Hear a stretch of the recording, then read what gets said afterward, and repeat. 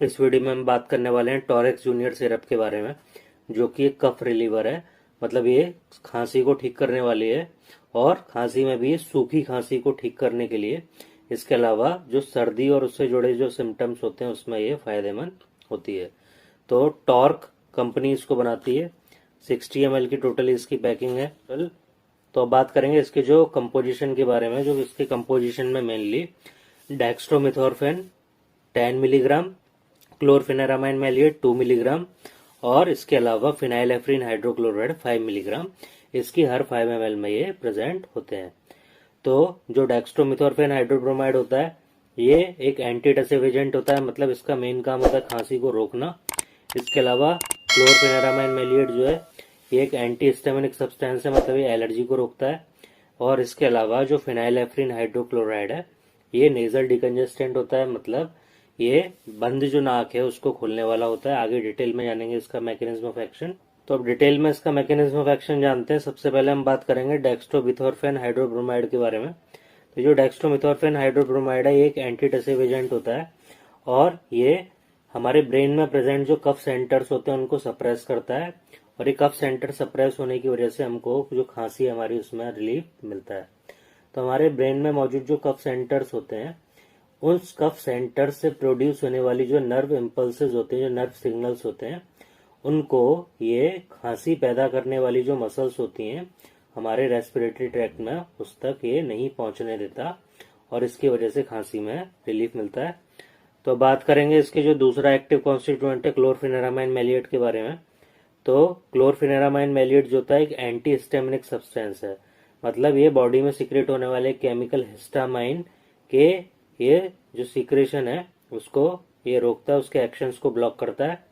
तो जो क्लोरफेनारामाइन मैलिएट है ये हिस्टामाइन के एक्शन को ब्लॉक करेगा और हिस्टामाइन के थ्रू होने वाली एलर्जी को कंट्रोल करेगा।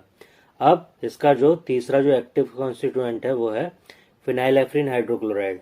जो फिनाइलेफ्रिन हाइड्रोक्लोराइड है ये नेजल डिकंजेस्टेंट होता है और ये बंद नाक को खोलने वाला होता है। फिनाइलेफ्रिन नेजल म्यूकोसा में प्रेजेंट अल्फा 1 एड्रीनो रिसेप्टर्स को एक्टिवेट करता है और इसकी वजह से वैसोकंस्ट्रिक्शन होता है। और जब वैसोकंस्ट्रिक्शन होता है तो हमारे जो नाक में प्रेजेंट जो ब्लड वेसल्स होती हैं वो श्रिंक हो जाती हैं, जिसकी वजह से जो नाक है वो खुल जाती है। इस एक्शन को नेजल डिकंजेशन कहा जाता है और इसीलिए फिनाइलेफ्रिन को नेजल डिकंजेस्टेंट भी कहते हैं। तो ये तो इसका मैकेनिज्म ऑफ एक्शन हो गया। अब बात करते हैं इसके साइड इफेक्ट्स के बारे में। तो जो टॉरेक्स जूनियर सिरप है इससे एसोसिएटेड जो साइड इफेक्ट्स हो सकते हैं नोजिया हो सकता है, वोमिटिंग हो सकता है, मुंह हमारा वो ड्राई हो सकता है, गला ड्राई हो सकता है और नोज भी ड्राई हो सकती है। ड्राउजीनेस मतलब सुस्ती हो सकती है, डिजीनेस हो सकती है, मतलब डिजीनेस का मतलब चक्कर आना, सिर चक्कर आना, ब्लड विजन देखने में धुंधला दिखना। इसके अलावा हेडेक हो सकता है, कॉन्स्टिपेशन हो सकता है और loss of appetite. Loss of appetite का मतलब भूख न लगना। तो अब बात करेंगे कुछ स्पेशल जो इससे रिलेटेड जो वार्निंग्स हैं और जो प्रिकॉशंस हैं उनके बारे में। तो ऐसा बच्चा जिसको अगर कोई लिवर या किडनी से रिलेटेड अगर कोई दिक्कत है, प्रॉब्लम है, तो उसको डॉक्टर के स्ट्रिक्ट सुपरविजन में ही इसको देना चाहिए।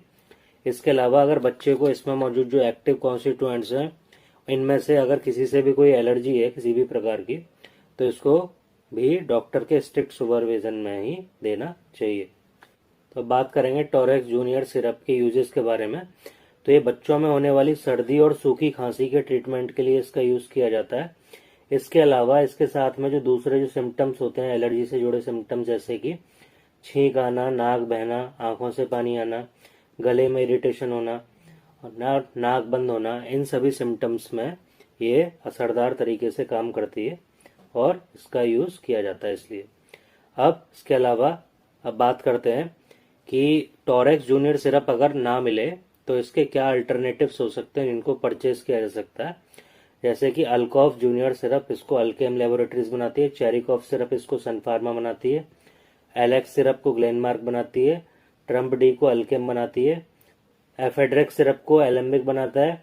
वेंट्रेल डी को माइक्रोलैब्स, एस्कोरेल डी जूनियर सिरप को ग्लेनमार्क बनाता है। तो ये जो सिरप है ये कुछ इस तरीके से दिखती है, अंदर से ऐसा इसका कलर है। तो अगर वीडियो अच्छी लगी तो लाइक करें, चैनल को सब्सक्राइब करें और वीडियो को दोस्तों के साथ शेयर करें।